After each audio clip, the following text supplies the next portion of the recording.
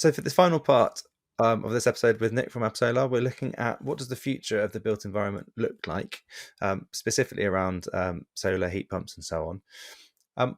My first question on this then is, how quickly do you think properties or areas can be identified that are suitable for or will have the biggest impact perhaps for solar and so on? Yeah, of course. If I sort of tackle heat pumps to begin with, it's quite an unknown because whilst we can look externally at properties and look at heat pumps, very much relies on the internal construction of the property, what the heating system is, how well insulated that property is, and really a heat pump needs to be done in line with a deep retrofit, and that comes to the limitation of AIs that we discussed in part one. You actually need a surveyor to go in and look at that property to assess whether that heat pump is going to have those results. So very hard to kind of quantify the ability for air source heat pumps to help us decarbonise and the impact it will have. PV is slightly easier to sort of start to quantify that impact. We did a study 2 months ago looking at the top 1,000 buildings within the country. What are the biggest buildings that should have solar PV on their roof, and what impact would that have on the electricity system of the UK? Actually, those 1,000 buildings could fit 1,400 megawatts of solar PV, produces 1.2 million megawatt hours. Sounds big numbers, but actually it's less than 0.5% of what the UK needs to draw each year in terms of electricity. So even if you tackle the big top percentile, it's not going to have a significantly material impact on our system. And that's why it really does need to be that disaggregated approach of sort of throughout the property market, decarbonising, having the impact. It needs to be done at source.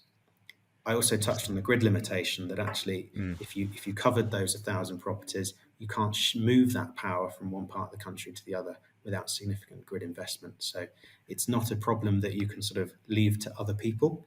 If you're in a commercial property and you need to decarbonise your supply, you need to start thinking about your rooftop.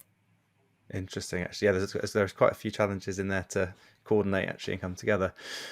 I suppose on that note, then, if it's something that we need to do as overall as a country, what percentage of properties to have switched? Do you know that of those figures?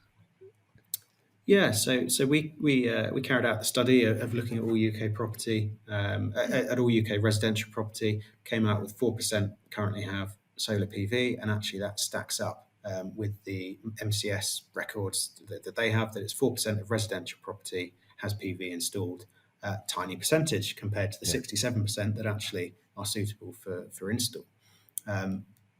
You asked me the same question on commercial. I can't give you an answer, and it's bizarre that I can't give you an answer, but it's not recorded. We don't have, as a government, as a country, we don't have that central register of commercial PV installs. There's been sort of attempts at it, but each kind of attempt is sort of lacking some elements that allow us to land on a number. And that's a study we intend to do, probably looking out. It's going to take us probably a year to start covering the country, looking for existing solar. We want to start to quantify how much PV is on commercial roofs and where that is within the country. And is that something that an AI model would help with, for example? So you take a Google Map scan, for example, and it can potentially pick up what may or may not have an installation, or is it a more manual process at the moment? That's it. It's the AI model. So we need to run it across every property, and that just takes a lot of power to start running that across the country, as well as the various license fees we have to pay people for using their imagery and data. Hence why it'll just take a bit of a while. What we're looking to do is actually understand what age are the panels on that rooftop, how big are they, so we can start to look at how much power is that building, and therefore is the population able to provide into the system. That's interesting. And do you think longer term we need I suppose a database where we record this type of information, so we know like age and capacity and so on? Will that come with grid changes, or is that something do you think that's going to be very difficult to put together? Certainly, and if we had that kind of national grid structure that we used to have, then clearly they would know through that permissions process. The fact it's been devolved to various DNOs mean actually we're lacking that information. We've got very good visibility on small scale systems just because of the MCS, very, very good regulation for small scale generation, has very good record keeping, is able to give us a good kind of precise number of installs. Above that is where we're lacking the information. And they're the material ones, they're the ones that have an impact on the grid. So we do need to know. Awesome. Okay, so I think my final question for our episode, and I do have a tendency to say final and something pops into my head, but my final one is, when we're building new properties, and you touched on earlier the fact that one of the challenges with installing PV, particularly on commercial buildings, is having plant on top of the roofs and it not having been obviously thought out beforehand.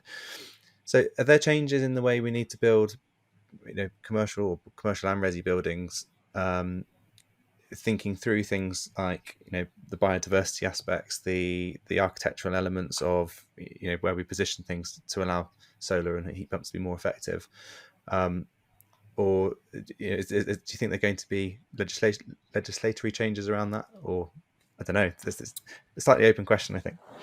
Yeah, I think where we see with new buildings, I mean, biodiversity is clearly important, and I think there is legislation that's going to come through and impact that. Perhaps necessary because there isn't a direct financial gain from that, and therefore you've got to kind of actually make sure people do get on that route. Again, think concentrating on solar PV. Developers and portfolio operators still can't quite get to grips with the life cycle cost of a building.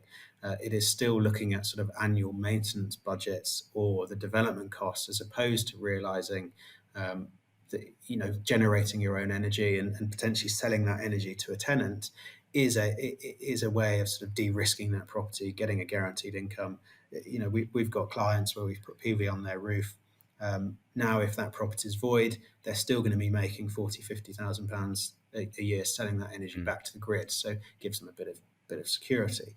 That life cycle costing of actually saying yes, but from year 3, year 4, that system's going to be saving money, therefore earning money, still hasn't entered into the majority of developers' mindsets, and we still have increasingly frustrating conversations where it is very much viewed as a cost as opposed to an opportunity. Why do you think that might be, out of interest? Is it because who they are selling or leasing a building onto only sees the cost aspect themselves and they don't necessarily account for the future payback, or is there something else that might be driving that sort of hesitancy? I come back to what I said at the very beginning. I'm an accountant by trade, and it's my profession that actually is hampering a lot of this. Okay.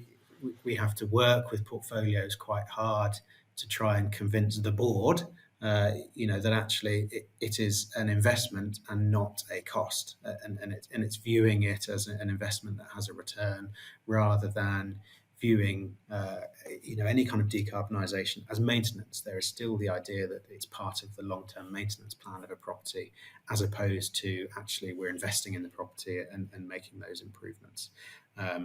You kind of touched on tenancies and occupancies. There is also a reluctance with landlords to change a building mid-tenancy or to start to discuss selling energy to the tenant, because clearly when you start opening a negotiation with a tenant, then negotiations start and rent reviews come in, and so a lot of this is sort of kicked into the long grass in terms of, well, when that tenancy changes over, we'll consider it. So I think landlords are starting to get wise to it, but those lease lengths drive a lot of that reluctance. Fascinating. Well, thank you very much for coming on today. There's been a lot of very interesting areas that we've discussed and looking at the intricacies of how they fit together. If anyone wants to get in touch with you around what you're doing and to learn more, how do they get in touch? Certainly take a look at our website, Absolar, absolar.co.uk. There you'll see a kind of selection of case studies, the types of sort of public and private clients that we've assessed. And we're currently running a partnership with NatWest. Any commercial property can go to NatWest site and request a solar survey for free and see what they can do. Awesome. Yeah, thank you again for coming on. Thank you.